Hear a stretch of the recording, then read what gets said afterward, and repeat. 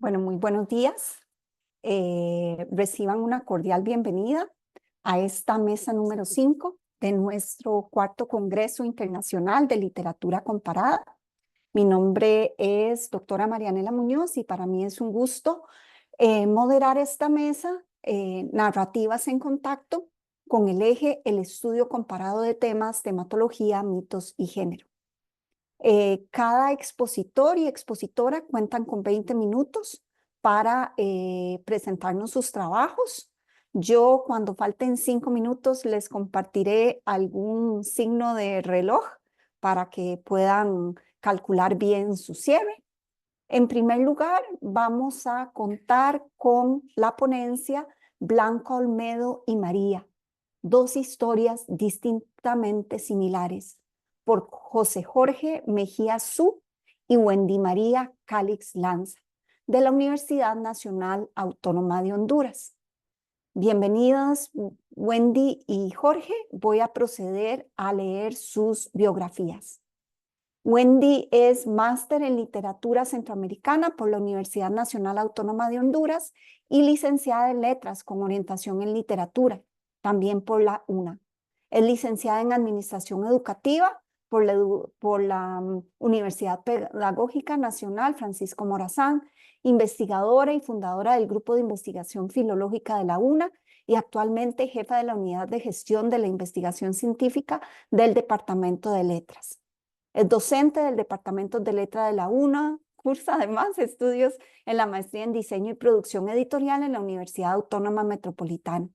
Sus áreas de especialización son literatura hondureña y centroamericana, literatura de viajes de los siglos XIX y XX, construcción del paisaje, género e identidad y revistas. Bueno, un gusto, Wendy, tenerla por acá. Voy con el segundo ponente de la misma exposición, pero lamentablemente no tengo el currículum, así que le agradezco que se presente. Bueno, buen día. Mi nombre es José Jorge Mejía, egresado de la maestría en literatura hispánica y de la Universidad Nacional Autónoma de Nicaragua, docente también de la Universidad Nacional Autónoma de Honduras y licenciado en letras por esta misma universidad. A mí es un gusto estar con ustedes y poder compartir este espacio. Gracias. Muchísimas gracias. Entonces, a las 11:03 de la mañana empezamos con la presentación. Adelante. Buenos días, es un gusto que ustedes nos acompañen y también la apertura en este congreso. Entonces, este día queremos hablar acerca de un estudio que está en construcción. Tenemos aquí.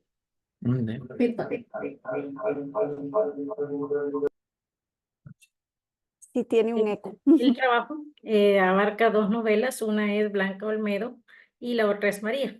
Tal vez alguna de las dos novelas pues les suenen familiares, ya que son novelas muy reconocidas dentro de lo que es las novelas románticas latinoamericanas. Entonces, voy a iniciar en la primera etapa introductoria acerca de este trabajo y la segunda parte la desarrollará mi compañero.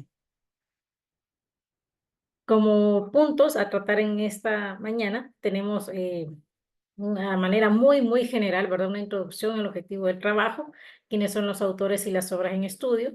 Pasamos luego a lo que es el análisis, un cuadro comparativo y finalmente pues conclusiones y algunas de las referencias que nos hemos ido apoyando.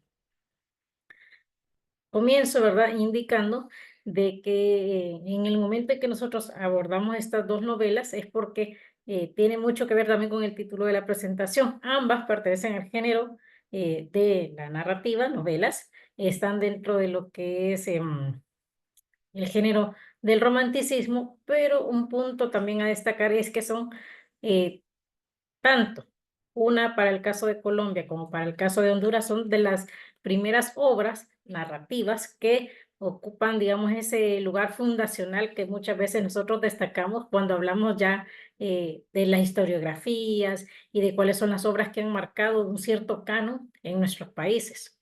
Entonces, en este caso, pues encontramos esa situación entre una y otra, con una diferencia también de que en el caso de Blanca Olmedo es publicada a principios del siglo XX, mientras que María pues ya inicia pues en lo que es justo mediados del siglo XIX, un poquito mediados del siglo XIX. El objetivo entonces es comparar entre muchos elementos cuáles son aquellos elementos amorosos que a su vez distinguen y digamos separan a las obras en estudio. Señalo también muy rápidamente quién fue Lucila Gamero de Medina. Bueno, para los que estudiamos literatura en Honduras siempre es un libro referente porque ella se encuentra precisamente en una época de muchos cambios en el país, la reforma liberal, también su situación en que es una mujer que escribe narrativa, aunque hubieron unas antecedoras, más en la línea del ensayo y la poesía, pero la que ya instaura, digamos, esta línea acerca de las novelas románticas y las influencias también del romanticismo propiamente, es Lucila Gamero. Otras obras muy destacadas de ella son Adriana y Margarita, Páginas del Corazón, Amor Exótico, entre otras, ¿verdad? Y pues ella ha sido estudiada ampliamente dentro de este canon, ¿verdad? También verla a ella en el contexto en donde vivió y cómo su obra, pues todavía, imagínense, estamos hoy en día siempre recurriendo a ella. Y el caso de Jorge Isaac, bueno, es un autor colombiano que también muy reconocido porque su obra también es parte, ¿verdad?, de esa tradición literaria en Latinoamérica. Aquí hay algunos datos referentes acerca de que nace en Santiago de Cali el 1 de abril de 1837, también que va a realizar ciertos estudios a Bogotá, además otros episodios de su vida, en el caso cuando participó en el ejército, más adelante también tuvo una participación no solo en las letras, sino que en la política del país, y bueno, un autor también muy reconocido.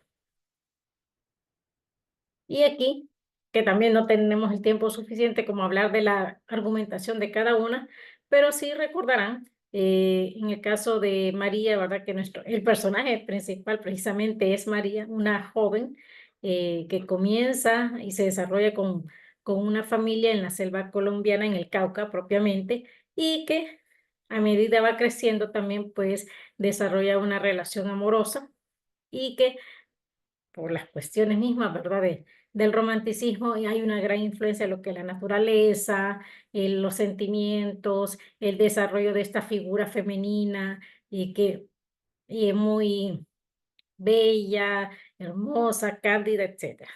Y en el caso de Blanca Olmedo, pues el personaje es Blanca, que ella se desarrolla como una institutriz, llega a la casa de Micaela Moreno, que es la, digamos, la señora, la dueña de la casa.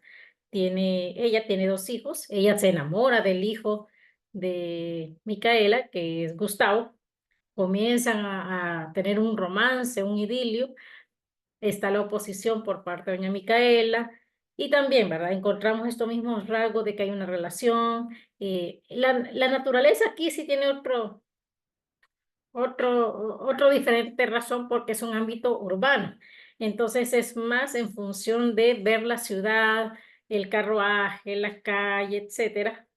Y digamos que también en Blanca Olmedo se destacan otros elementos políticos y sociales porque hay otros personajes alrededor.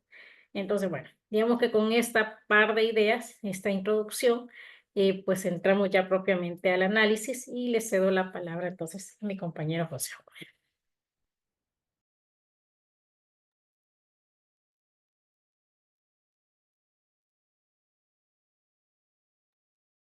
Bien, buenos días nuevamente. Pues hoy tenemos el análisis, ¿verdad? En este caso, vamos a ver pequeños fragmentos de ambas novelas en las cuales vamos a rescatar esos elementos amorosos, ¿verdad? En este caso tenemos en una primera cita la presentación entre Blanca y Gustavo, que nunca habían tenido un espacio, ¿verdad? Porque Blanca evitaba por esos problemillas que había tenido ya con doña Micaela en esa relación, pero que por fin, por medio de Adela, que es la niña a la que Blanca está dando clases, es que tienen este primer acercamiento y aquí es que manifiestan, ¿verdad? Que eh, Blanca no ha querido conocer a Gustavo, pero Adela rápido le dice que es porque no ha tenido la ocasión, ¿verdad? Pero que ahora sí pueden conocerse y aquí se da como ese primer encuentro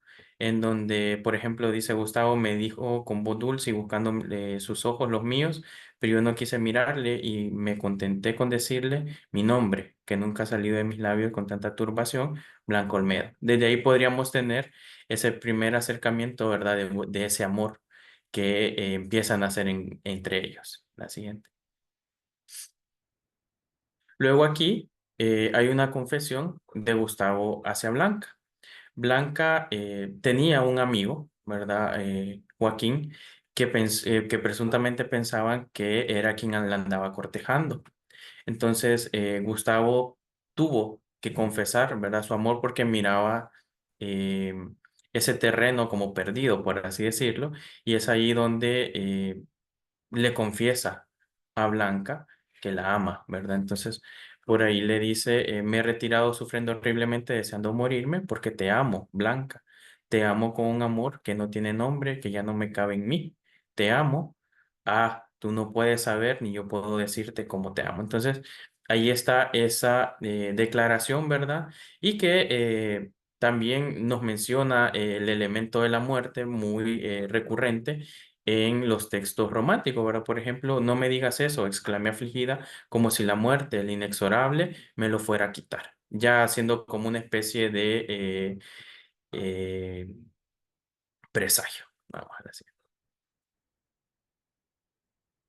Luego tenemos, vean, es importante resaltar, antes de mencionarles el suicidio de Gustavo, que en estas dos obras, y particularmente en Blanco Olmedo, hay un viaje, ¿verdad? Y ese viaje es forzado en el caso de Gustavo por las pretensiones de dos personajes que se vuelven también antagonistas de este amor, que es el caso del juez Elodio Verdolaga y del cura Sandino. Estos dos personajes pues urden esta trampa y esta trama para separar a Gustavo de Blanca, ¿verdad? Con el beneplácito de su tía Micaela. Y en este caso pues al volver Gustavo de su viaje, que es mandado como médico de guerra, al volver en ese preciso momento, Blanca ya ha fallecido, ¿verdad? Por que fue vilipendiada por doña Micaela, es sacada de su casa y posteriormente pues Blanca queda con una amiga de ella, una señora, y es ahí donde ella fallece por un ataque de tristeza y otras afecciones que le provocaron todos estos problemas. Entonces, al regresar Gustavo, pues se encuentra, ¿verdad? Que Blanca, su amada, ya no está, ¿verdad? Que ya ha fallecido. Y lo primero que hace es ir a increpar tanto al juez Eloy Verdolaga como al cura Sandino para defender su honor, bueno, el honor de Blanca y la honra de ella misma. Y posteriormente, pues, como toda novela romántica, ¿verdad? En este caso, Gustavo dice que no puede vivir sin ella, ¿verdad? Y toma la decisión de suicidarse. Y aquí está la cita. Básicamente aquí lo que vamos a resaltar es cómo Gustavo también se quiere ver bien para encontrarse con su amada. Por ejemplo, dice, Gustavo cerró la puerta de su cuarto pero sin echar llave y empezó a cambiarse de ropa. Se vistió como si fuera a asistir a un baile y después de mirarse en un espejo se dijo, estoy muy pálido, pero así le voy a gustar a mi Blanca. Cogió el retrato de su novia muerta y quedó contemplándolo con amor. Después sacó su revólver y viéndolo con cariño, exclamó, tú me eras dichoso, puesto que me juntarás a ella. Y una vez me dijo que tú pondrías fin a mi vida y la predicción va a cumplirse. Juré que no sería más que de Blanca y ya voy a cumplir mi juramento. Muy pronto estaré a su lado. Entonces recordamos ese amor romántico, ¿verdad? Que es más allá de lo carnal, más allá de lo corpóreo, sino un amor más espiritual que normalmente ellos pensaban que se alcanzaba después de la muerte, ¿verdad? En esos aspectos. Entonces aquí ponemos de manifiesto eh, ese suicidio, ¿verdad? Y esa como conjugación o esa finalización del amor, ¿verdad? Planteado por los románticos, que sería un amor más espiritual y que se alcanzaría pues en la muerte, ¿verdad? Ahora bien, pasamos a ver el caso de María. El caso de María y Efraín es un tanto distante, ¿verdad? Con el de Blanca. En este caso, pues María es una niña a la cual queda al cuidado de los papás de Efraín, ¿verdad? Esto lo descubren tiempo después, ¿verdad? Que María no es hija no es hermana, mejor dicho, de Efraín, y entonces ellos tienen una cierta libertad para entablar ese pequeño romance casi infantil y un poco adolescente. Y en este caso, pues los padres de Efraín van a aprobar un matrimonio siempre y cuando Efraín regrese a estudiar a Europa medicina, ¿verdad? Entonces se le ha puesto eso como principal trato o como principal regla y posteriormente, pues antes de esto, pues a María la pretende un muchacho, un joven que se llama Carlos, pero María no lo deseaba, no lo quería. Entonces, los padres de Efraín toman la resolución de que cuando volviera de ese viaje, pues María sería su esposa. Y voy a leer solo un fragmento de la cita. María se atrevió a mirarme un instante, y esa mirada me lo reveló todo. Aún no habían pasado todos nuestros días de felicidad. ¿No es cierto? Volvió a preguntarle mi padre, que promete Efraín ser su esposa cuando él regrese de Europa. Ella volvió después de unos momentos de silencio a buscar mis ojos con los suyos y ocultándome de nuevo sus miradas negras y pudorosas, respondió, si él lo quiere así. ¿No sabe si lo quiere? Replicó casi riéndose mi padre. María cayó sonrojada y las vivas tintas en que sus mejillas mostró ese rubor no desaparecieron de ella aquella noche. Mirábala a mi madre de la manera más tierna que los ojos de madre pueden mirar. Creí por un instante que estaba gozando de algunos de esos sueños en que María me hablaba con aquel acento que le acababa de oír.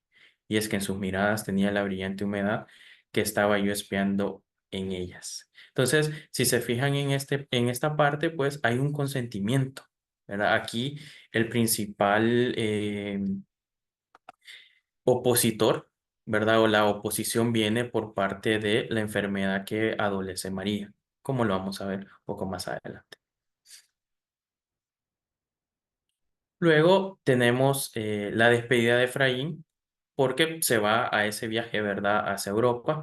Y como les mencionaba anteriormente, siempre hay un viaje y ese viaje pues básicamente se hace como el presagio o es el camino en lo que todo viene a mal, ¿verdad? En este caso tenemos un fragmento de esa despedida y vamos a leer un poquito por acá. María sentada en la alfombra, sobre la cual resaltaba el blanco de su ropaje, dio un débil grito al sentirme, volviendo a dejar caer la cabeza destrenzada sobre el asiento en que la tenía reclinada cuando entré, ocultándome hacia el rostro. Alzó la mano derecha para que yo la tomase. Medio arrodillado la bañé en lágrimas y la cubrí de caricias. Mas al ponerme en pie, como temerosa de que me alejase ya, se levantó de súbito para asirse sollozante de mi cuello. Mi corazón había guardado para aquel momento casi todas sus lágrimas. Mis labios descansaron sobre su frente.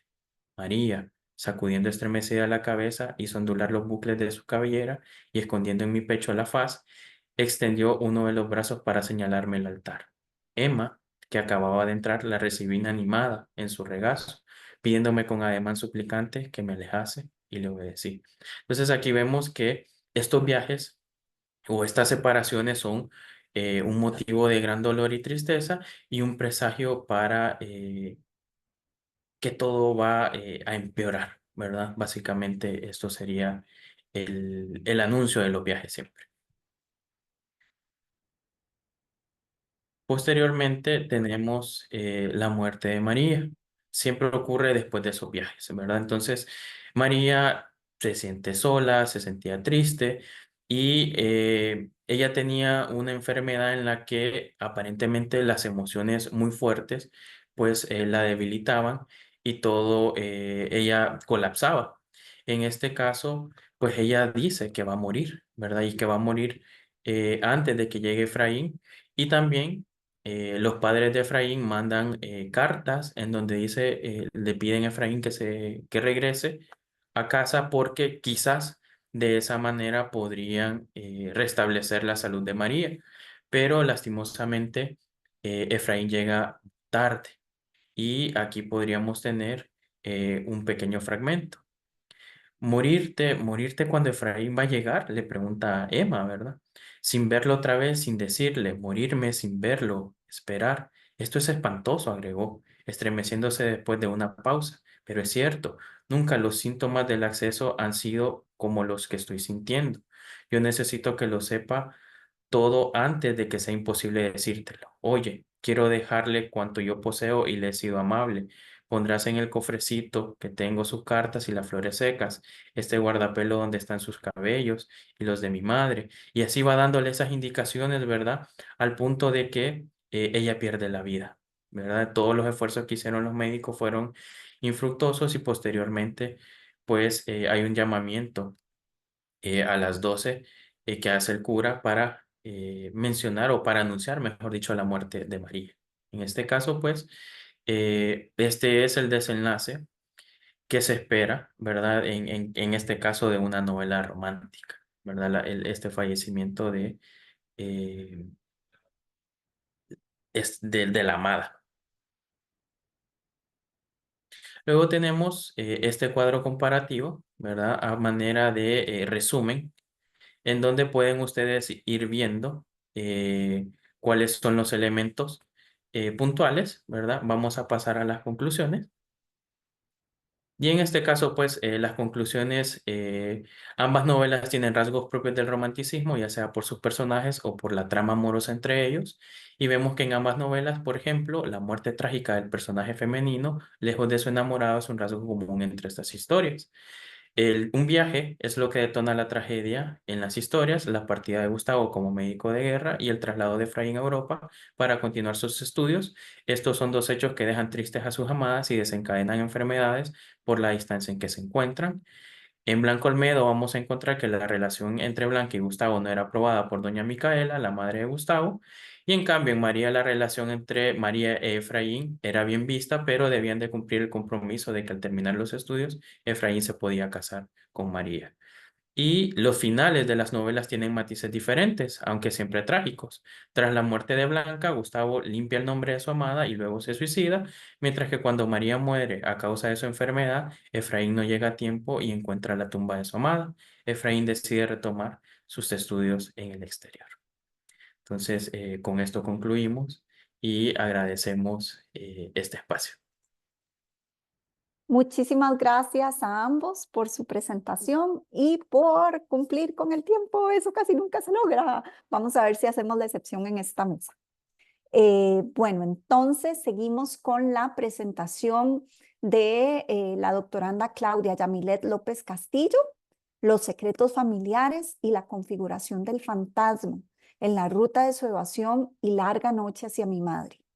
Bueno, ella está cursando su doctorado en literatura hispanoamericana en la Universidad de Guanajuato, perdón, México. Tiene una maestría en literatura centroamericana, también por la Universidad Nacional Autónoma de Honduras, como en el caso anterior, y su licenciatura en letras por la misma Universidad de Honduras. Es entonces miembro del grupo de investigación filológica del Departamento de Letras de la Universidad Nacional Autónoma de Honduras. Ya no, nos contarán si se conocían. Adelante, Claudia. Entonces, 10:24, a las 10:44 sería su tiempo y 5 minutos antes hago el reloj de arena. Ok, muchas gracias. Bueno, esta presentación se deriva de la tesis de investigación de maestría y sí nos conocemos desde hace muchos años, Jorge y la profesora Wendy. Entonces, voy a comenzar. Estas son dos novelas costarricenses que creo yo que son muy conocidas. Pues yo me encontraba con la disyuntiva, recuerdo la primera vez que leí a la de Yolanda Oramuno. Era tan extraño ver una novela en donde la casa familiar y principalmente la figura de la madre fuera retratada de la manera tan negativa en la que es esta novela. Tenía yo, pues fue una tarea de mi licenciatura y era la primera vez que leía pues algo así a nivel de Centroamérica y por eso decidí trabajar en mi tesis de maestría con ella y ya después encontré la de Carlos Cortés y vi cómo podía juntarlas y llegué a este eje, que era hablar de los secretos familiares y la configuración del fantasma, que es en realidad pues un secreto patológico que se pasa de una generación a otra en las familias. Entonces, es lo que hay en estas dos novelas, según lo que yo encontré, un secreto patológico alrededor del cual se construye la trama de las historias. Entonces,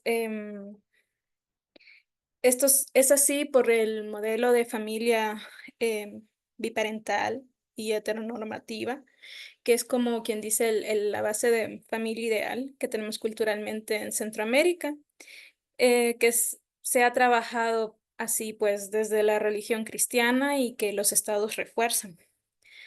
Entonces lo que pasa aquí es que los personajes no pueden alcanzar este ideal de familia feliz y eso es lo que desencadena los secretos y por tanto el conflicto que construye la trama de la narrativa en ambos casos.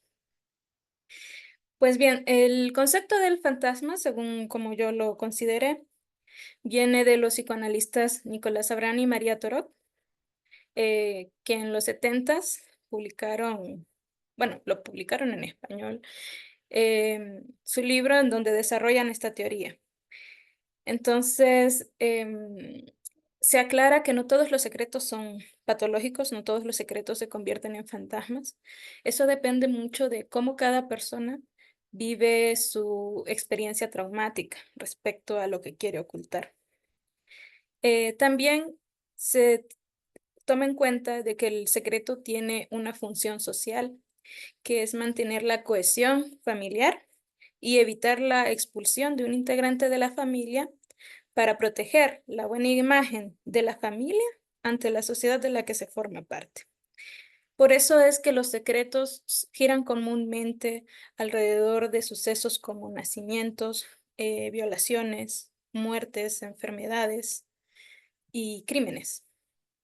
Por ejemplo, alguien en la familia era un asesino a sueldo y entonces no se habla de eso. Y así se van formando. Entonces, esto es lo que se tiene en cuenta también al momento de analizar las novelas.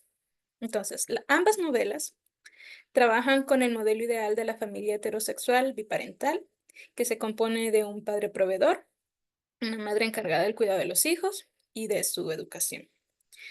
Pues este modelo ideal falla en el caso de ambas novelas. Como sabemos, Yolanda Oramuno es una familia ya, los hijos son adultos, están en la universidad. A lo largo de toda la novela, Teresa, que es la madre, está agonizando por una enfermedad respiratoria y el padre, Vasco, es como se le señala que es alcohólico, se deja claro de que quien mantiene la casa es Teresa, o sea, él está ahí, pero está ahí solo como una fuerza opresora para controlar a su familia. Y es una figura que también se construye negativamente porque tanto sus hijos como su mujer le temen a su presencia. Llama la atención de que él no es violento físicamente, no es agresivo, no les pega, no les grita, sino que su violencia es mucho más sutil.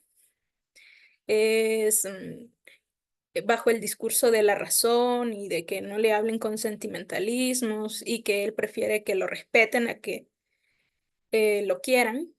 Entonces, todo esto va haciendo que la familia en realidad no tengan relaciones como de cercanía entre ellos, más allá de los papeles de la familia, de padre, madre, hijos. No hablan entre ellos. La crítica siempre ha caracterizado a La Ruta de su Evasión como una novela de la incomunicación. Y esto, por eso es que el monólogo interior es un recurso tan importante en la construcción de la novela como técnica narrativa. Yo lo que entiendo de esto es que, aparte de Vasco, todos los demás personajes en la novela que recurren al monólogo interior son personajes subalternos, que están supeditados a la figura del padre, que representa el orden heteropatriarcal, más o menos. También el Estado, o sea, Vasco es su sociedad y su tiempo, con todo el peso que eso implica.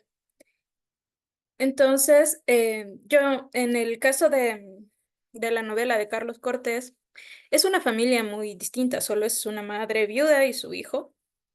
Eh, Ella está muy enferma, tiene Parkinson, tuvo síndrome de acumulamiento antes de desarrollar su Parkinson, y su hijo siempre ha tenido una relación de amor-odio muy marcada con ella. O sea, él está resentido con ella, queda claro en la novela, porque él no tuvo esta familia de padre, madre y hermanos en las que todos eran felices. Y es así como en algún momento él dice que él no quiere hermanos a menos que pueda tenerlos desde el principio, ¿sí? Así como criarse todos en una misma casa y ser hijos de padre y madre, porque tiene él dos hermanos que su padre tuvo con otras mujeres y también está como desconectado de ellos, como está desconectado pues de su madre, precisamente por el secreto que ella instaura alrededor de la figura del padre, que muere mientras ella está embarazada. Y es hasta después de la muerte de su madre que le empieza, como quien dice, a armar, que fue lo que ella no le dijo, pero después se da cuenta de que sí se lo dijo.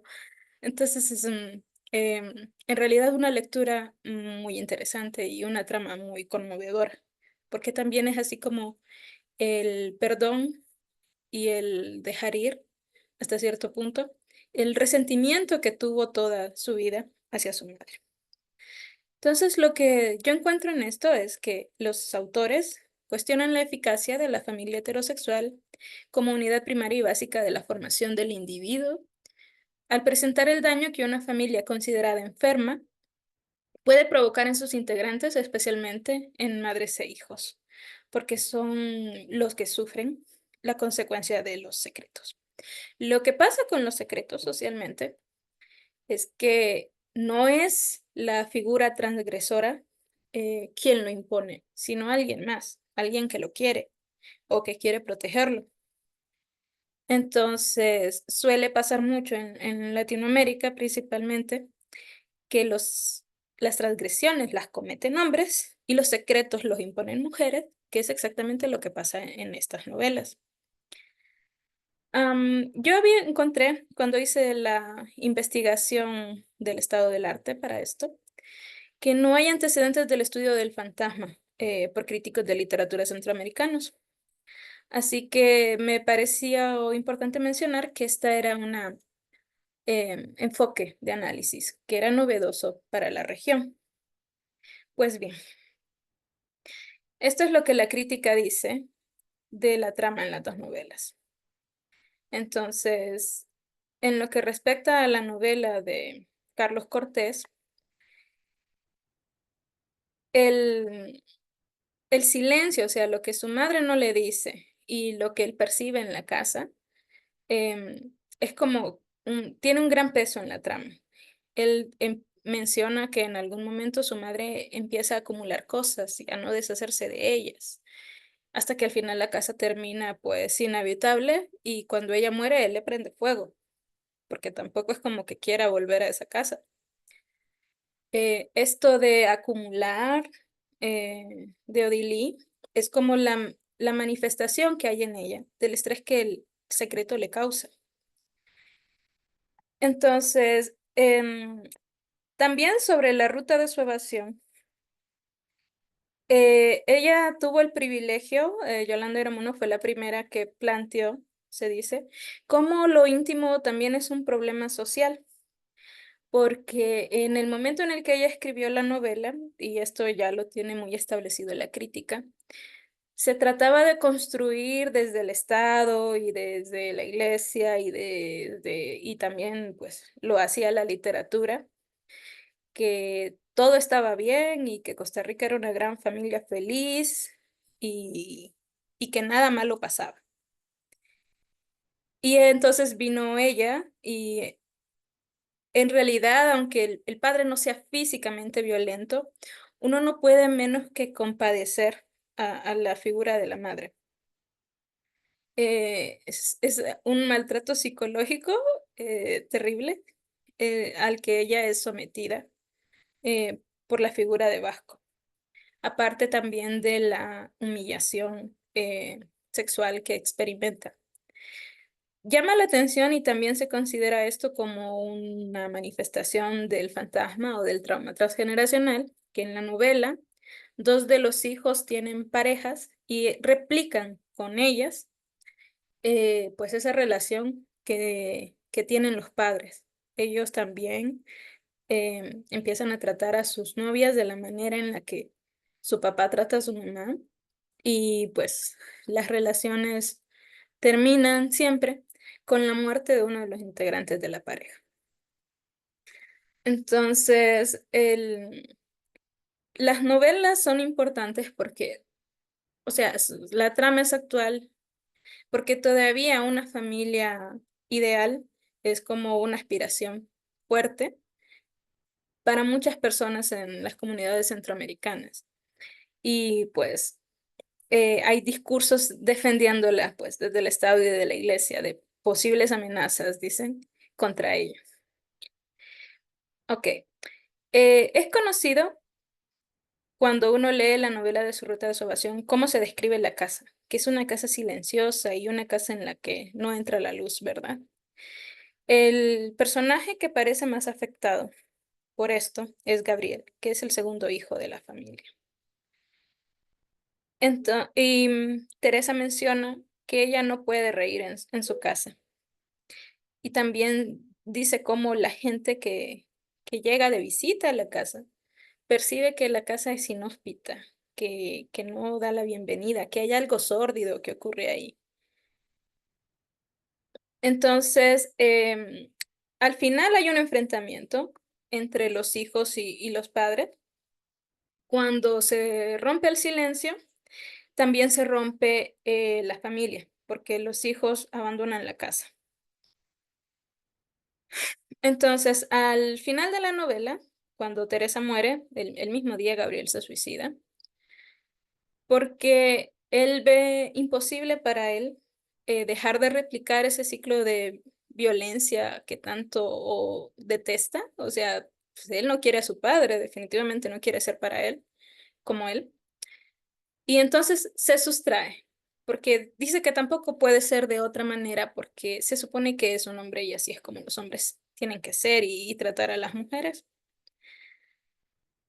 En lo que respecta a la madre, sí es una víctima de Vasco y de las expectativas que pesan sobre la familia y sobre ella. Pero cuando Gabriel la enfrenta, le dice que no sabe si lo odia más a él, al padre, o a ella, porque ella ha sido su cómplice con su silencio y que es por culpa de ella que han tenido que sufrir tanto. O sea, Gabriel reconoce en Teresa a la que ha impuesto el secreto y lo ha protegido. Ok. Y bueno, lo que ella había dicho de que Vasco representaba a la sociedad y su tiempo. Ok. Mm, La ruta de su evasión, dice, plasma por medio de la intimidad del hogar familiar una fuerte crítica a la violencia sistémica de la que son víctimas tanto mujeres como hombres debido a la presión social ejercida por la sociedad, los constructos sociales y todo lo demás. Y la violencia silenciosa que se impone a las mujeres desde la intimidad del hogar y la familia.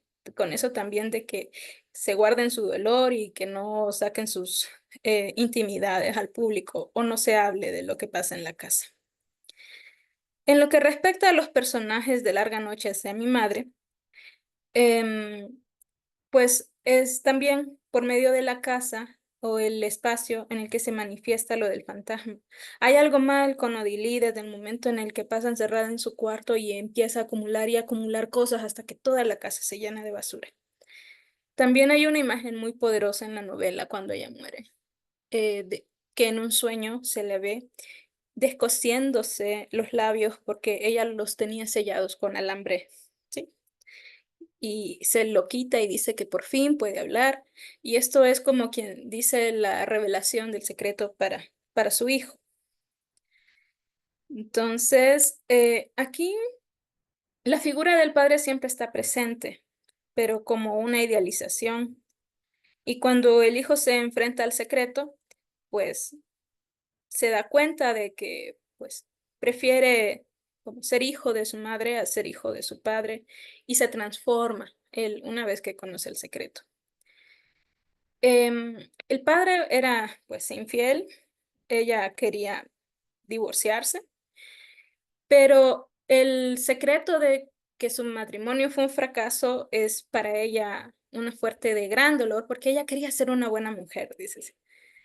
Y en efecto lo consigue, es alabada por el tío del personaje principal como una gran mujer, precisamente porque nunca habló, protegió la figura de su esposo públicamente, no se volvió a casar, eh, era por todo su sufrimiento y toda su resignación, es que termina siendo alabada por un representante de esta sociedad heteropatriarcal. Entonces, a través de estas novelas que están separadas como por 60 años en su publicación, se ve la representación de literaria del fantasma en épocas diferentes, pero siempre en familias. Hay detalles que varían en cada una, pero los efectos nocivos son los mismos. También se desacraliza a la familia heterosexual biparental, porque se ve que es una fuente de problemas, por lo menos la idealización que se tiene de ella socialmente. Y también por la representación literaria de la familia y sus patologías psicológicas, que en este caso es el mismo en las dos historias.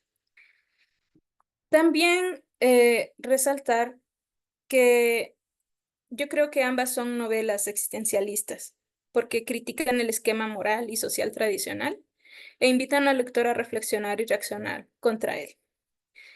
Porque desde el momento en el que ellos están planteando esta problemática, abogan por un cambio respecto a por qué son instaurados, en este caso, los secretos familiares en primer lugar. Y pues eso es todo. Ya terminé. Me pasé. No se pasó. Muchísimas gracias y qué trabajo más fascinante. Le agradezco de nuevo la puntualidad. Y bueno, de la coincidencia de el espacio hondureño, vamos a pasar a las últimas dos ponencias de esta mesa, con cierta coincidencia de procedencia del Cono Sur.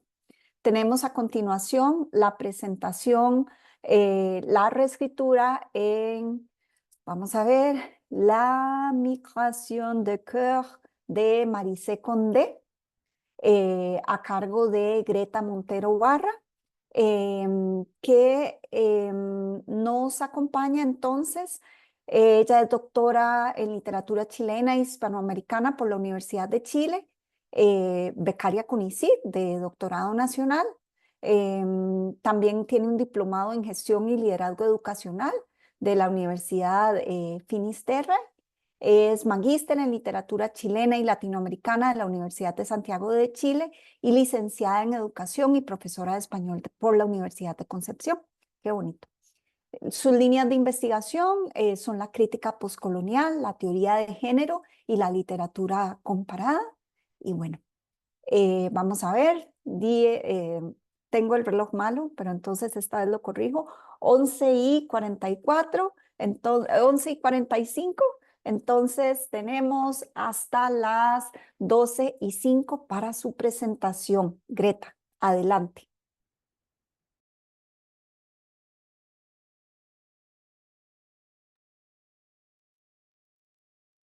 Perdón, veo que no me fijé. Greta no está. ¡Ah, qué lástima! Bueno, vamos a ver si más adelante se une. Entonces, voy a darle la palabra al doctor Marcos Arcaya Pizarro con su presentación propuesta de exploración comparativa del papel de los ambientes en la figuración de mundo en la novela Bagual del 2008 de Felipe Becerra y Cometierra del 2019 de Dolores Reyes. El doctor Marcos Arcaya Pizarro es escritor con distintos libros de poesía publicados. Es también como nuestra no ponente anterior, magíster en literatura chilena y latinoamericana por la Universidad de Santiago de Chile, pero después se nos fue a Polonia y es doctor en humanidades con especialización en literatura por la Universidad de Varsovia. No entendí bien el nombre de la universidad, pero por ahora está... ¿Dónde estaba el nombre de la universidad? ¿Dónde estaba? En Cracovia, si no me equivoco. No, en la Universidad de Varsovia. De Varsovia, ok, Sí. de acuerdo. Sí. Entonces, adelante, Marcos, tenemos 20 minutos y faltando 5 le pongo el reloj de arena. Muchas Listo, gracias. muchas gracias. Voy a ver si comparto pantalla correctamente. Creo que sí, ¿cierto? Bueno, voy con ello entonces. Estoy compartiendo pantalla, ¿cierto? Correcto. Muchas gracias, perdón por mi torpeza.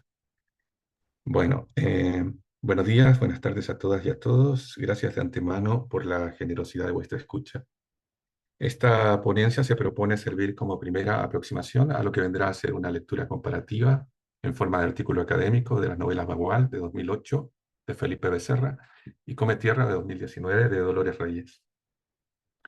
De cualquier forma, proyecto que el eje que sostendrá la lectura de aquella novela chilena Bagual y esta novela argentina Cometierra será la pregunta por cómo se conjugan los ambientes en la figuración de lo narrado, incluido lo que Jacques Subigot llama la toposemia funcional. Se contemplará en ello la caracterización de los personajes y su relación con la memoria. Ahora bien, en realidad el título resulta engañoso porque en los minutos que dispongo en esta ponencia me centraré solo y únicamente en Bagual, sea como fuere en aquel proyecto de artículo académico, así como en esta modesta propuesta con forma de ponencia. Entre otras líneas de investigación me servirán de base trabajos académicos inscritos en o en cercanía a prácticas sociocríticas como las de Edmund Cross, de Antonio Gómez Moriana, del mismo Subigot o de M. Pierret Małżeński. Subrayo que esta presentación se trata apenas de una propuesta, por lo que espero que se me perdone que por cuestiones de tiempo me centre, como he dicho, única y exclusivamente en la novela Bagual. Sobre todo en los minutos que siguen, apenas bosquejaré algunos derroteros en los que me baso y que espero abordar y ampliar con mucha mayor propiedad en el artículo académico que elaboraré a partir de esta presentación. Bagual tiene 2 fechas de publicación en español, la primera en Perú en 2008 por Editorial Signos, la segunda en 2014 en Santiago de Chile por Sangría Editora. Además, si la memoria no me falla, en lo tocante al año, en 2011 fue publicada en francés en Francia. La novela, antes de ser publicada, fue ganadora del premio Roberto Bolaño en 2006. Vale la pena mencionarlo como parte del anecdotario. Cuando se publica por primera vez Bagual en 2008, Becerra contaba con unos jóvenes 22 años. Para esta presentación dispongo de la edición de 2014. Aquí está el joven Felipe en aquella época. Creo que esta imagen corresponde a 2011. La novela ubica su historia en la década de los 80 y se centra en los personajes de Rocío y Carlos Molina, su esposo, carabinero, es decir, policía uniformado. Molina ha sido enviado a trabajar a un retén de carabineros, específicamente al norte de Chile, en el desierto. Me tomo la libertad de leerles en extenso las 2 primeras páginas de la novela. Esto ayudará a hacer más comprensible mi presentación. Por lo menos eso espero. En la copia que tengo es bastante mala y tengo problemas de vista, así que cruzo los dedos para leer decentemente. Así comienza la novela. No podemos seguir así, mamá, no podemos. Hace tanto frío aquí en la sombra, en este torbellino negro. Todo silba como doliéndonos, mami. Así que déjanos contarles tu historia. Déjanos librarnos de toda esta joroba. Por favor, si no le hacemos mal a nadie. No podemos seguir así. Los amigos quieren escuchar tu historia. No te hará daño que les confesemos lo que te pasó. Y a nosotros nos va a hacer muy bien. Vas a ver, mami.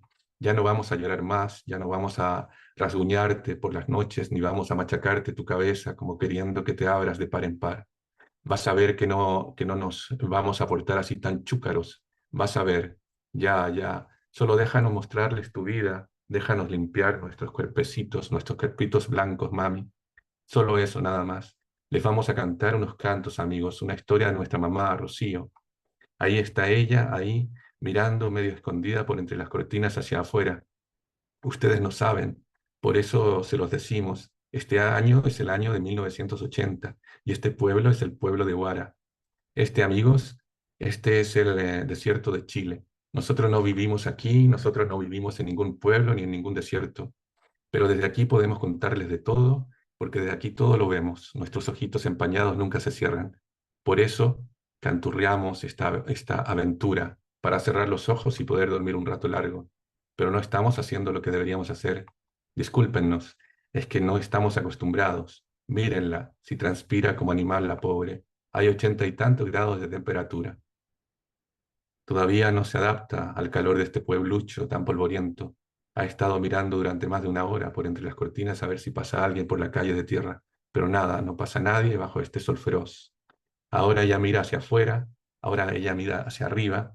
El cielo es de un azul tan luminoso que le hace cerrar los ojos. A nosotros no nos gusta esta casa. Tiene el mismo color chillón del cielo y su patio trasero son kilómetros y kilómetros de arena. Es una de las mejores casas del pueblo, seguro que sí, pero a nosotros no nos gusta esta casa. Tampoco nos gusta Carlos, el esposo de la mami, el esposo de Rocío. Él es nuestro papá. Nosotros no tenemos ningún papá, eso no. Porque somos hijos solamente de una mujer, así como pasó con la mamá de Cristo Jesús. Por culpa de Carlos, ella tuvo que venirse a este pueblo tan seco. Él es teniente carabinero. Lo trasladaron desde Valparaíso. Ellos se conocieron allá, pero ahora viven en este rincón rodeados de puras piedras.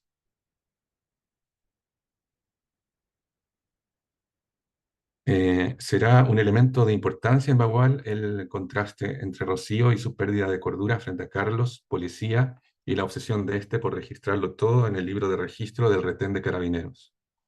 Dichas anotaciones primero son de carácter estrictamente, digamos, profesional.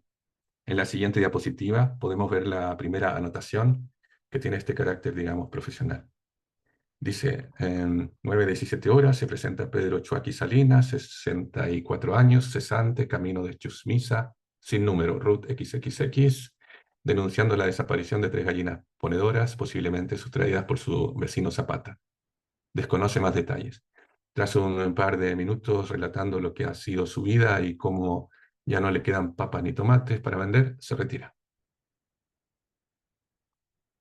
De igual manera, en la figuración de mundo, serán cruciales las figuras de aquellos niños monstruos que en buena medida narran la historia y que acabo de citar poco antes en extenso. Estos niños monstruos son a la vez la proyección del desvarío de Rocío y de la puesta en cuestión entre mundo y representación. El orden que cabría simbolizar a la figura del policía y al mismo retén de carabineros como punta de lanza del orden de la patria, orden de la razón, orden del código realista, se ve constantemente amenazado por algo que se escapa a lo que tradicionalmente suele entenderse como propio de una narración de código realista. No solo el desvarío o la alucinación de Rocío destaca en esto, sino también una especie de nube que se acerca a la localidad de Huara, inquietante nube visible desde el retén de carabineros y que toma la abominable forma de un insecto. Si volvemos la mirada a mi apoyatura en las prácticas sociocríticas de distintos autores y distintas autoras, me interesa por cuanto esas prácticas ponen de relieve la dimensión colectiva de la textualización, la memoria de los signos en esa dimensión colectiva que recorta y recrea discursos sociales más allá de la intención que pudiera tener la conciencia clara del autor o autora de turno. Así, por ejemplo, para poder abordar la presente propuesta de manera suficientemente sucinta, baste con destacar que las lecturas sociocríticas desarrollan análisis modélicos de las formaciones ideológicas y discursivas que confluyen y se engendran en los textos literarios y culturales que estudian. Distintos autores en el marco de las prácticas sociocríticas ponen el foco tanto en el aquí y ahora que dinamiza la textualización, como en la imaginación colectiva que recrea el texto como correlato de un posicionamiento con roces y conflictos entre grupos sociales antagónicos en el mallado social. Explica el profesor Gómez Moriana, y aquí está la cita por si acaso. Según explica Gómez Moriana, abro cita, toda organización textual se inscribe en una dinámica social y resulta de un diálogo más o menos consciente con una coyuntura social histórica concreta que, en su lógica y axiológica hegemónicas, establece los parámetros de la coherencia del todo y del orden y jerarquía de las partes. Tal organización está, por tanto, mediatizada por instancias ideológicas múltiples y forma parte, además, del cuadro plural y contradictorio de las prácticas culturales y formaciones discursivas vigentes en su entorno. Cierro la cita. Consecuentemente, consideramos crucial, frente a la novela que nos convoca, partir de la base bakhtiniana de que el texto puede ser estudiado con apoyo en su anclaje en la memoria de los signos, en la dimensión cultural de las palabras. Por otra parte, en este marco en el que destacamos escritos críticos sobre Bagual, de Mónica Ríos y Sergio Rojas, especialistas que incluyen sus respectivos apuntes al final de la edición de Bagual, que hiciera Sangría Editora en 2014. En la diapositiva, en esta diapositiva, pueden verse los títulos de los escritos críticos en cuestión, tal y como se anuncian en el índice de la edición de 2014. Asimismo, para estos señalamientos que comparto con ustedes, tengo muy en cuenta el artículo de Mónica Ríos, El archivo de la verdad en 3 novelas chilenas recientes, artículo cuya información bibliográfica se detalla en la siguiente diapositiva. Como señala Mónica Ríos en este último artículo, el cómo el sistema literario integra o no a un autor y su obra se relaciona con el pasado todavía reciente, todavía presente, en este caso de la dictadura cívico-militar. Abro cita. Ya tengo esta cita por aquí. Abro cita. Y sus efectos en la reconstitución de la democracia en el periodo de la postdictadura. Cierro cita. La misma Mónica Ríos apunta que en Bagual puede leerse la constatación de una incorporación, a las posibilidades legítimas de lo literario, de formas discursivas que antes tenían lugar en espacios alternativos al espacio literario. Para Ríos, para Mónica Ríos, y aquí abro una cita, la segmentación del espacio temporal de la historia en la red burocrática de la postdictadura produjo principios de conocimiento y de uso sobre la historia reciente que fueron reconsiderados para formar la constelación de la verdad histórica con miras a la reconciliación. Fin de la cita. Bagual, como lo hace a su modo Cometierra, ponen en juego una pregunta por la relación entre discursos y verdad histórica, entre verdad histórica y representación, particularmente en los casos que nos convocan, entre verdad histórica y narraciones literarias que hunden sus manos en la violencia que recae sobre subjetividades y cuerpos. La extrañeza que se genera en Bagual y la particular presencia del entorno en esa extrañeza extraña o rarifica también el código naturalizado de ese archivo absorbido por el código literario. Archivo que hasta no hace mucho funcionara como otro en relación a la memoria histórica, así como en relación a lo literario legítimo. La presencia de los ambientes en los que se desarrolla Bagual, ambientes que son una parte indisoluble de lo narrado, indisociable de lo narrado, interrogan la cristalización de lo que se considera legítimo de considerarse parte de la historia, la literatura, la verdad. Si cabe poner de relieve lo ominoso en estas narraciones y el componente del espacio en ellas, para nuestra propuesta de lectura cabría subrayar esa ominosidad en tanto excedente que interroga la aceptabilidad de lo decible, de lo considerable como propiamente histórico, literario y verdadero. Veamos, espero clarificar por lo menos mínimamente a qué apunto. A propósito de Bagual, antes de abordar Bagual, Mónica Ríos llama la atención de cómo opera el archivo, particularmente cómo lo hizo el informe de la Comisión de Verdad y Reconciliación en lo que respecta al consenso y en expresión de aquel informe en lo que respecta a, abro cita, la reconciliación de todos los chilenos. Fin de la cita. Volveremos a esto del consenso y de la reconciliación poco más más adelante. En tal orden de cosas, mi propuesta de lectura sigue la ruta señalada por Mónica Ríos respecto a Bagual. Según escribe Ríos, abro cita, el relato del informe ubica la muerte en cada punto del mapa, localidad por localidad, región por región. La lista de hechos vinculados a más de 3.000 casos de violencia política presenta un trazado cartográfico que consigue otorgarle un carácter ominoso al campo y a las ciudades. Los culpables se encarnan en cada una de las esquinas, los muertos plagan cada rincón. Cierro la cita. Veamos, si el consenso y la reconciliación nacional son ideologemas de presencia fuerte en el informe de la Comisión de Verdad y Reconciliación, el formato experto delimita las voces testimoniales, las parcela en función de lo que Mónica Ríos destaca como, abro cita, la construcción del consenso, cierro cita, defendida por los gobiernos de la postdictadura chilena. Frente a signos que aluden al orden, Molina, policía, retén de carabineros, militares, fiestas nacionales como los festejos de la independencia chilena o la cueca, el baile nacional de Chile, la letra puesta en el libro de registro, etc., marcan presencia como contracara, Rocío, el desvarío, las alucinaciones, los espejismos, la presencia indígena ajena a rituales de la nación chilena, los baguales, los niños monstruos que narran, entre otros elementos.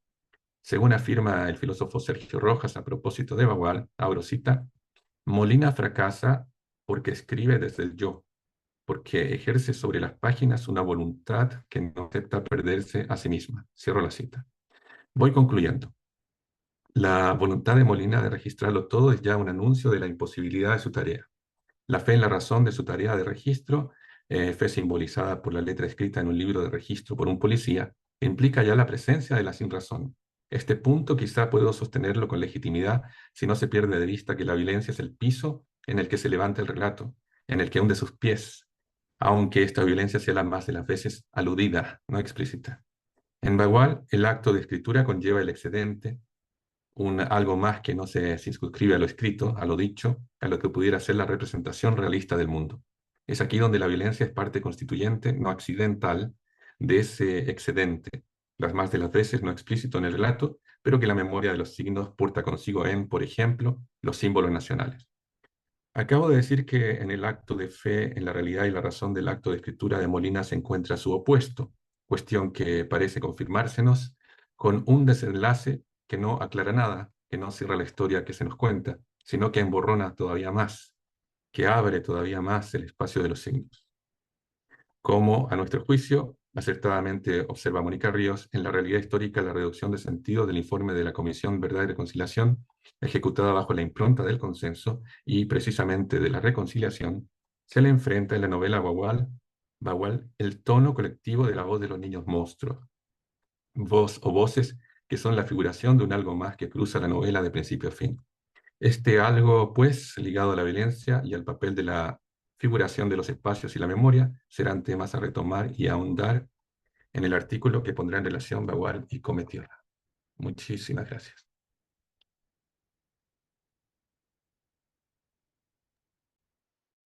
Muchísimas gracias, Marcos, por su presentación y por su decisión de solo hablar de Bagual en virtud del poco tiempo que teníamos. Bueno, la lamentable ausencia de Greta y de su exposición nos da un buen tiempo para dialogar y para pues que incluso si las personas que expusieron quisieran hacer preguntas a quienes expusieron en las otras ponencias, también pueden hacerlo. Pero vamos a abrir un primer momento para preguntas del público.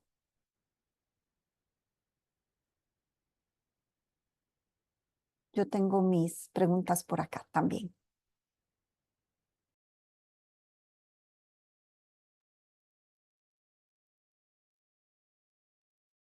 Adelante, Ronald Campos. Gracias, felicidades a las personas ponentes de esta mañana.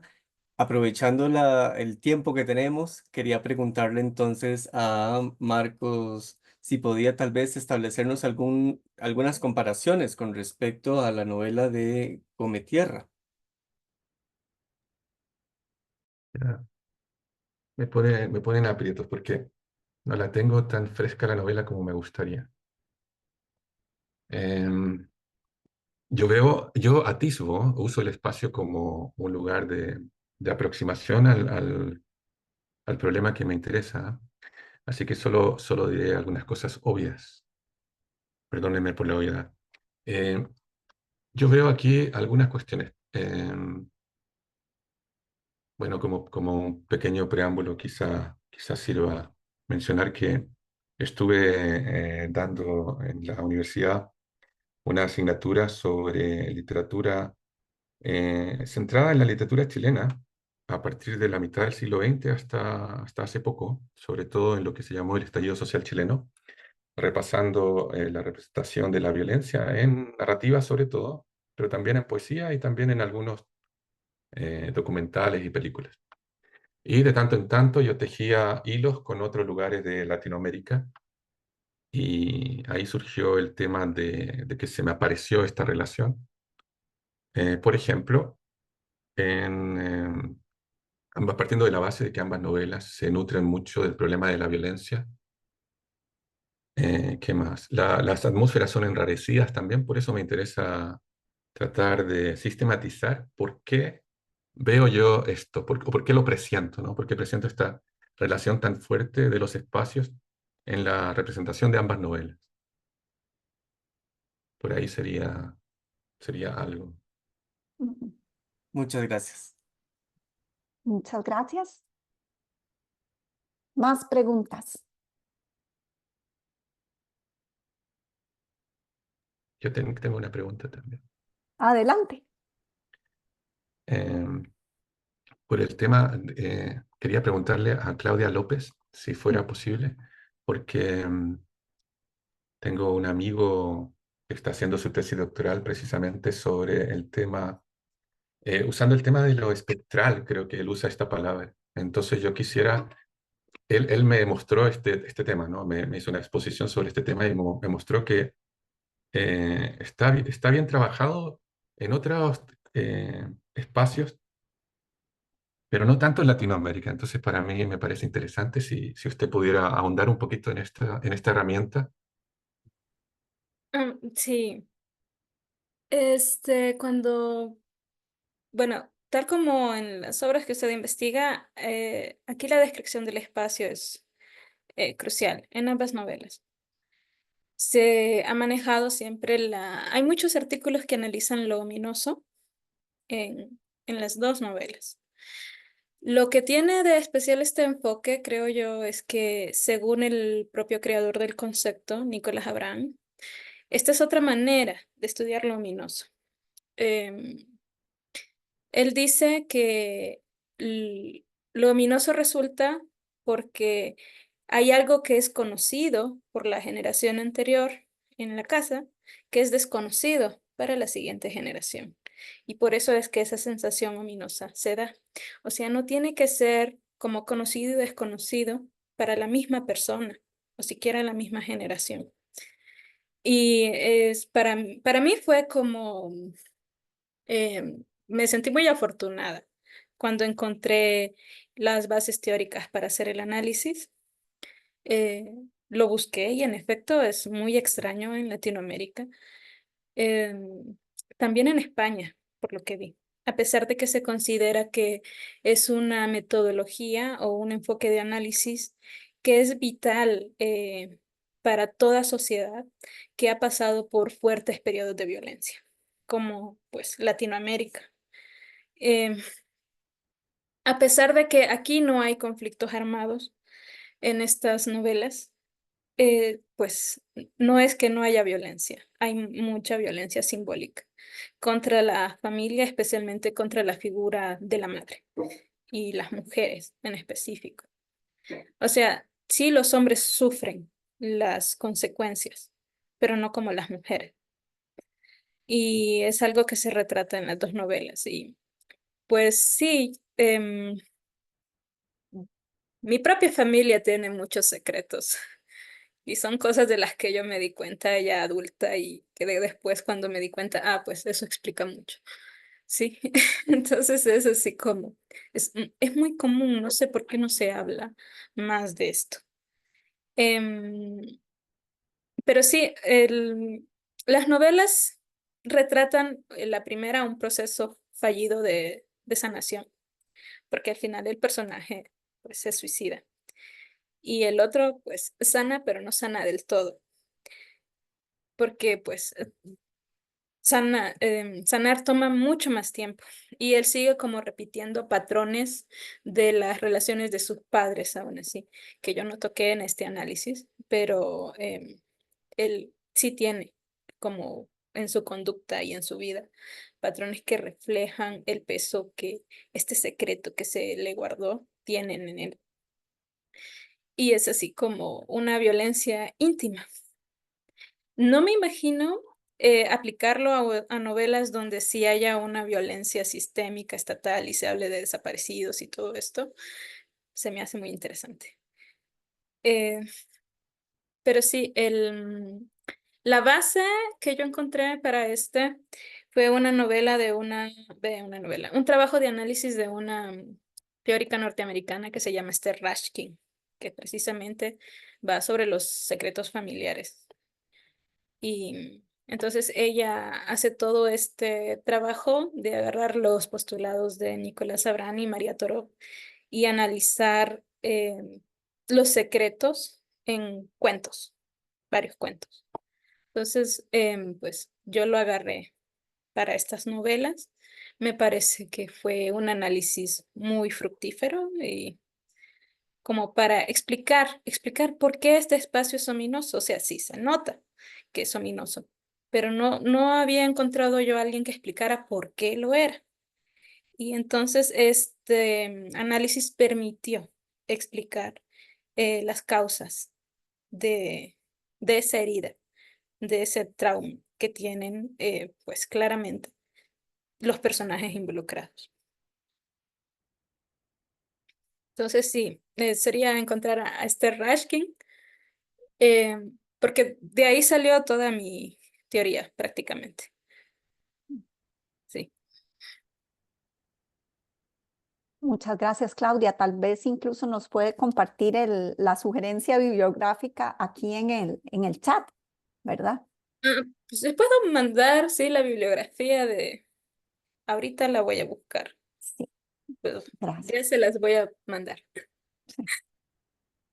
Yo agradezco esa pregunta de Marcos porque, bueno, sí, el considerar el secreto como fantasmagórico o lo que él está preguntando sobre lo espectral como otra forma de comprender este sentido de lo ominoso, en este caso por lo no dicho y por ese secreto que está a punto de estallar. Me pareció muy interesante que aun cuando su exposición Marcos iba para pues apuntando otras líneas de análisis, eh, pues solo ese incipit, ¿verdad? Solo esa lectura de cómo empieza el texto parecía ser como una continuación, de cierta manera, de lo que nos estaba presentando Claudia, ¿verdad? En este caso, la voz de estos niños monstruosos diciendo lo que la madre debería contar o lo que está llevando, ¿verdad? Pues sugería cierto secreto y pues cierto ambiente de, bueno, de nuevo, de lo ominoso, aunque precisamente como lo decía Claudia, pues ella trabaje ese tipo de violencia en el espacio íntimo. Usted está haciendo una lectura y el diálogo con los trabajos de Ríos nos lleva a la lectura del contexto social, por supuesto, y sobre todo, ¿por qué no?, a los otros secretos que atraviesan hasta estos informes por la memoria histórica, ¿verdad? Esta construcción del consenso, lo que es decible, lo verdadero. Y bueno, cómo ahí definitivamente también se mueven fantasmas hasta el día de hoy.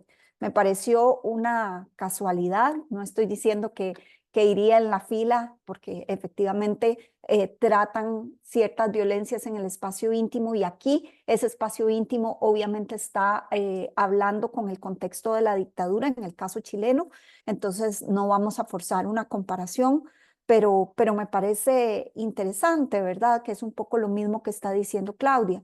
Este efecto, estas consecuencias de lo que es estas dinámicas de violencia que se han padecido en América Latina. Ahí ya interrumpí la línea de preguntas, pero quisiera saber si alguien más o quisiera proponer un diálogo entre las ponencias o ponentes. ¿Alguien más tiene alguna pregunta?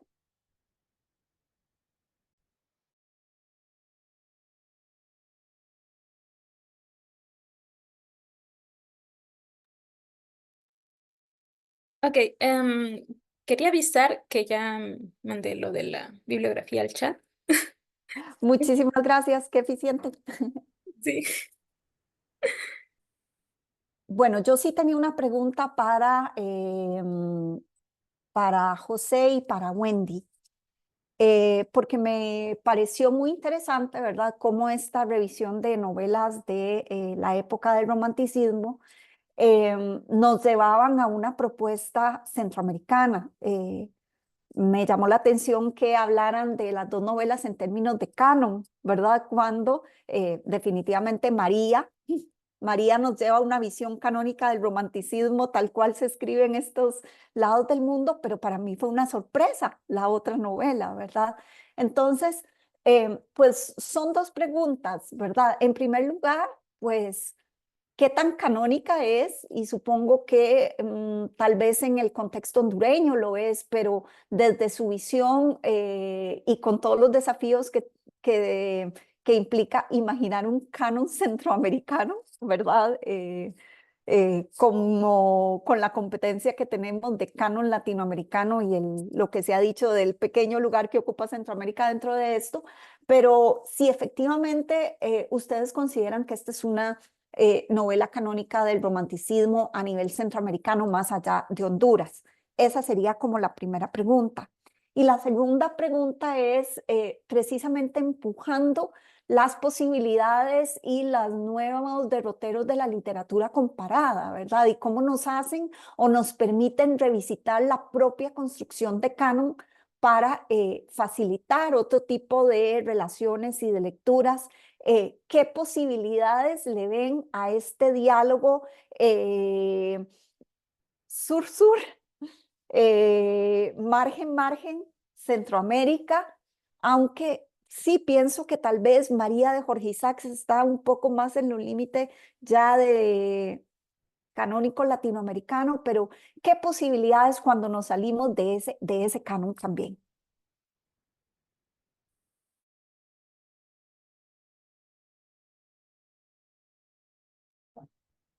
Hola, sí. Bueno, realmente eso también fue un reto para nosotros y cómo plantear un estudio más allá, porque para nosotros a veces es muy fácil decir, bueno, estudiemos los libros hondureños. Pues sí, porque es nuestro contexto, nuestra tradición literaria, pero la pregunta que nos hicimos también al inicio es cómo ver la literatura hondureña con el resto, ¿verdad? Bueno, Latinoamérica es demasiado, pero bueno, cómo ver algún ejemplo comparativo y que nos pudiera plantear el ejercicio. Entonces, eso como parte, digamos, de inicio. Bueno, en realidad, en Centroamérica, particularmente en Honduras, siempre hablamos de un romanticismo tardío. Bueno, ya hablando en términos un poco más teóricos, ¿verdad? Hablamos de un romanticismo tardío, precisamente porque cuando vemos las fechas y cómo se desarrolló el romanticismo en Latinoamérica, vemos que no es igual en el sentido de que México, ciertos países de Sudamérica, especialmente en los países que estaban más desarrollados o que tenían mayor fuerza política por la cuestión del liberalismo, las independencias y todo lo demás, claro, emergió de forma más pronta el género literario porque se vinculó tanto por los procesos políticos como también por la línea propiamente estética. Pero en Centroamérica, mientras se daban los procesos de independencia y demás, todavía veníamos arrastrando elementos anteriores. Entonces, este romanticismo tardío que nosotros ya vamos encontrando en la segunda mitad del siglo XIX y que todavía nos permite llegar al siglo XX, es cuando en algún momento dije que habían algunos poetas, algunos ensayistas, porque ellos ya venían cultivando la tradición. Pero cuando hablamos ya de qué pasó en la narrativa, es precisamente donde entra la figura de doña Lucila, que realmente aquí en el país, bueno, si hablamos, por ejemplo, Froilán Turcios, eh, Clementina Suárez, o sea, es así de grande en el sentido de que está anclado dentro de las lecturas, tanto a nivel colegial como universitario, porque ella marca, bueno, el hecho de que es mujer, de que es novela, de que son inicios del siglo XX, que ya ahí es donde ya encontramos ya la tradición más concreta exactamente de ese canon hondureño, cuando ya se fortalece tanto el romanticismo como modernismo y le sigue el, el costumbrismo en un cierto sentido.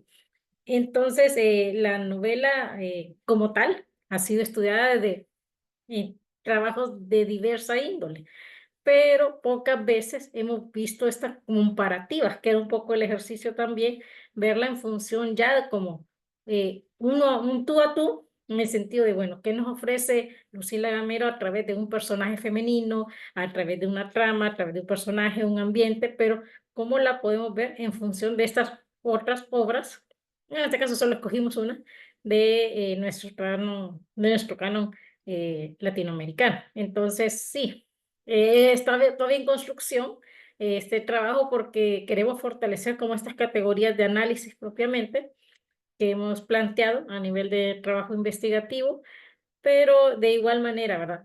La literatura hondureña y centroamericana también, o sea, es también el reto de hoy en día, o sea, no tratar de hacer estudios no tan repetitivos, tan clásicos, sino que aprovechar que ahora tenemos otras herramientas, otras formas de estudiar, de ver la literatura, otros conceptos que enriquezcan estos mismos estudios literarios.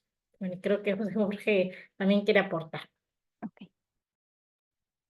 Sí, en ese sentido, por eso nos fuimos guiando para hacer una comparativa fuera de Centroamérica particularmente, ¿verdad? Y como mencionaba usted, básicamente salirnos de Centroamérica, salirnos de estas latitudes y poder experimentar esas comparativas con con esa gran novela que es María, ¿verdad? Que es básicamente pues un canon en el romanticismo.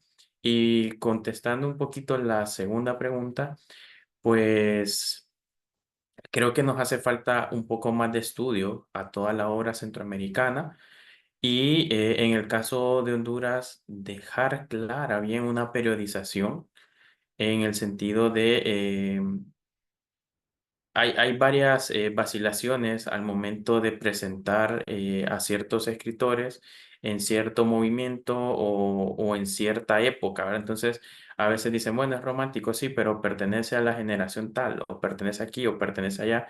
Entonces, creo que quizás también no se ha podido construir un canon, ¿verdad? Así como decir, el canon literario hondureño, en el cual salgan a relucir todas estas obras que se tienen varios autores que son muy conocidos y de trascendencia a nivel nacional como en nivel centroamericano.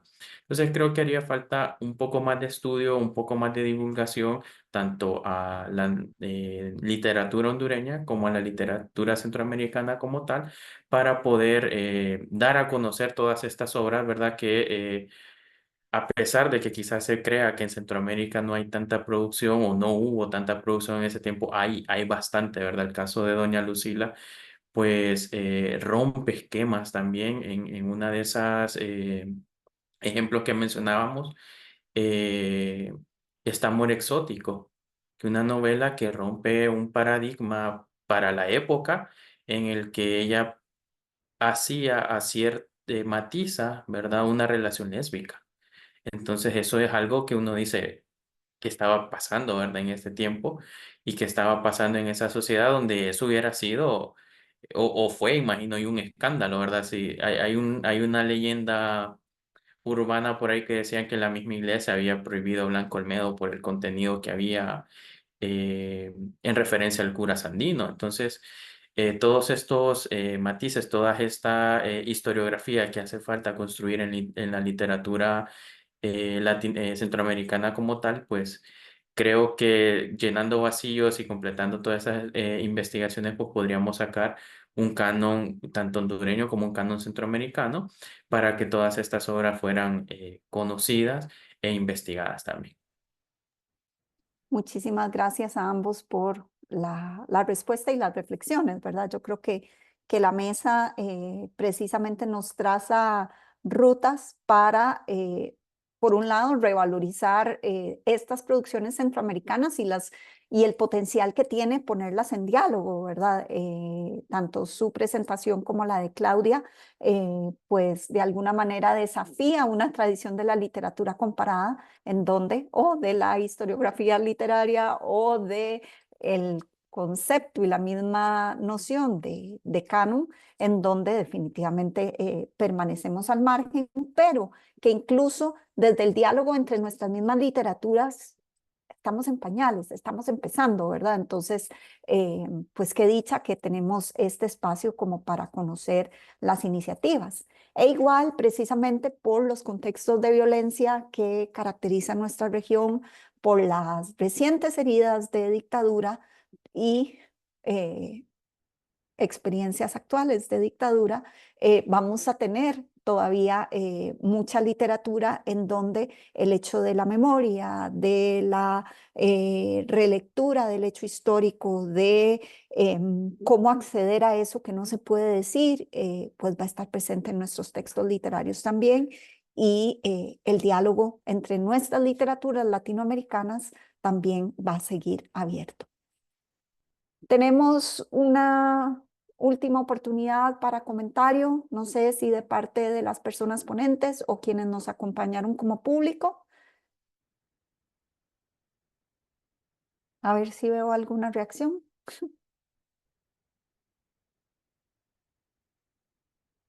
Bueno, entonces damos por terminada esta sesión. Les agradezco muchísimo que nos hayan compartido sus trabajos y al público pues que nos haya compartido en esta sesión virtual.